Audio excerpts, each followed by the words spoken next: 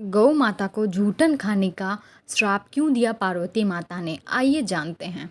भारत में गाय को माता का स्थान प्राप्त है। पुराणों में गौ माता को साक्षात देव की संज्ञा दी जाती है। माना जाता है कि कामधेनु का हर अंश मानव मात्र के लिए वरदान है। हर गृहस्थी की रसोई में पहली रोटी गौ माता के नाम से ही निकाली जाती है। सुख और दुख से जुड़ा कोई भी धार्मिक काम या फिर अनुष्ठान गौ माता का ग्रास निकाले बिना पूरा नहीं होता है। इसके बावजूद गौ माता के झुंड कचरे के ढेर पर जूठन से पेट भरते दिखाई देते हैं। इसे देखकर मन में प्रश्न आना स्वाभाविक है कि आखिर गौ माता की आज ऐसी दुर्गति क्यों है। इस प्रश्न का उत्तर माँ पार्वती के श्राप से जुड़ा है। एक बार की बात है जब भगवान शिव और माँ पार्वती समुद्र के किनारे विहार के लिए गए। इस दौरान भगवान शिव के मन में एक शरारत सूझी और उन्होंने कहा कि देवी पार्वती, मुझे अचानक एक आवश्यक कार्य के लिए जाना पड़ रहा है। मैं कार्य पूर्ण होते ही शीघ्र आपके पास आता हूँ। आप यहीं मेरी प्रतीक्षा कीजिए।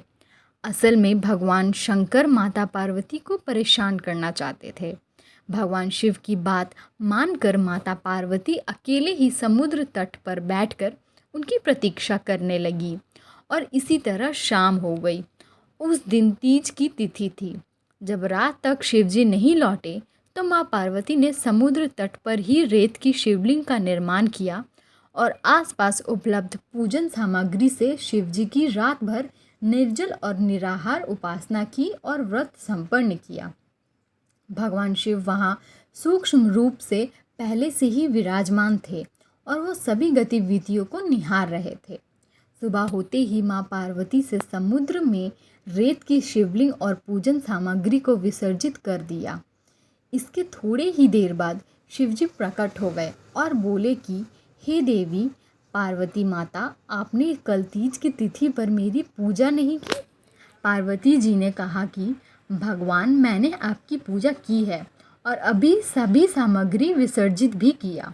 भगवान शिव अभी भी माँ पार्वती के साथ ठिठोली करना चाहते थे और वो बोले कि पार्वती, मुझे तो पूजा का कोई चिन्ह दिखाई नहीं दे रहा है। अगर आपने पूजा की है तो उसका प्रमाण दीजिए।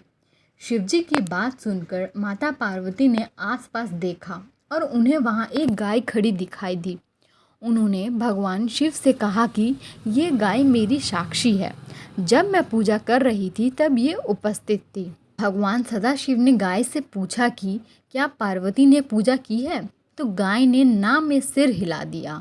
भगवान शिव ने कहा कि पार्वती, आप असत्य कह रही हैं। गाय ने तो गवाही नहीं दी।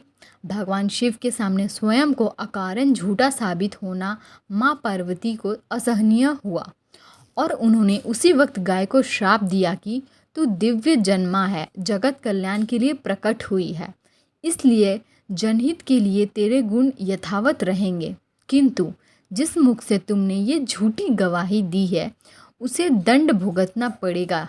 झूठ बोलने के कारण ही अब झूठन ही तेरा आहार होगा।